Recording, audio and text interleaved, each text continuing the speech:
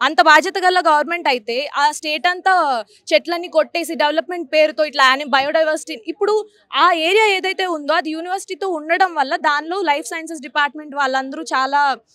researches చేసి అక్కడ star టార్టాయిసెస్ని చాలా కన్జర్వేషన్ చేస్తూ ఇంకా చాలా స్పీషీస్ ఆఫ్ బర్డ్స్ ఉన్నాయి దాని మీద thesis MPhil thesis life sciences డిపార్ట్మెంట్కి అది చాలా మంచి ఏరియా ఇంకా ఇటు సైడ్ ఉన్నది కూడా ఒక ఆర్కియాలజికల్ సైట్ అక్కడ మెగాలిథిక్ రాక్స్ ఉంటాయి సో ఇది చాలా రీసెర్చ్కి చాలా ఉపయోగపడే ల్యాండ్ ఇది అట్ ద సేమ్ టైం ఈ ల్యాండ్ మొత్తం హైదరాబాద్కి లంగ్స్ లా పనిచేస్తుంది సో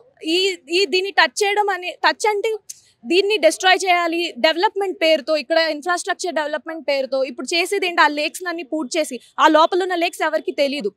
బయట ఏమన్నా చెప్పొచ్చు హైడ్రా జరుగుతుంది మేము కన్జర్వేషన్ చేస్తున్నాం అంత బయటకు తెలిసింది లోపల 2 పెద్ద లేక్స్ ఉన్నాయి పీకాక్ లేక్ బఫెలో లేక్ అని ఆ రెండింటిని ఏం చేస్తారో తెలియదు మేము టచ్ చేయమంటారు కానీ ఇప్పుడు మీరు దాని చుట్టూతా బిల్డింగ్స్ కడితే ఏమవుతుంది అదంతా దాని సీవేజ్ కానీ అంతా దానిలోకి వెళ్తుంది యాక్చువల్గా అక్కడ మైగ్రేటరీ బర్డ్స్ కూడా వచ్చి ఉన్న ప్లేస్ అది సో చాలా రిచ్ బయోడైవర్సిటీ ఉన్న ప్లేస్ సో దీని మీద పిల్స్ కూడా వేశారు ఆ వర్డిక్ట్ వచ్చే లోపే అది రాకముందే వీళ్ళు మొత్తం ఇది చాలా పకడ్బందీగా మొత్తం క్లియర్ చేసేస్తున్నారు ఇప్పటికి ఎంతమంది మీద కేసులు పెట్టారు ఏమని పెట్టారు మాకు ఫస్ట్ ఆఫ్ ఆల్ నిన్న 50 మెంబర్స్ని డిటైన్ చేసినప్పుడు మాకు ఏ పోలీస్ స్టేషన్లో ఎవరిని పెట్టారో కూడా మాకు తెలియదు మేము అన్ని మా అడ్మిన్లో నుంచి తీసుకెళ్ళి అన్ని పోలీస్ స్టేషన్కి వాళ్ళని బతిలాడుకొని ఒక్కొక్కరిని ఒక్కొక్క కొల్లూరు పోలీస్ స్టేషన్ కొంతమందిని మాదాపూర్లో కొంతమందిని రాయదుర్గంలో కొంతమందిని గచ్చిబౌలిలో పెట్టారు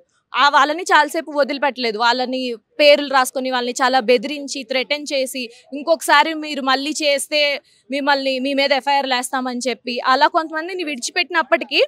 ఇలా ఎందుకు మమ్మల్ని చేస్తున్నారని అడగడానికి వెళ్ళిన ఒక అతన్ని ఇంకొక ఇద్దరి మీద ఎఫ్ఐఆర్స్ ఫైల్ చేసి వాళ్ళని అలానే డిటైన్ చేసి ఉంచారు ఏమని పెట్టారో కూడా మాకు తెలియదు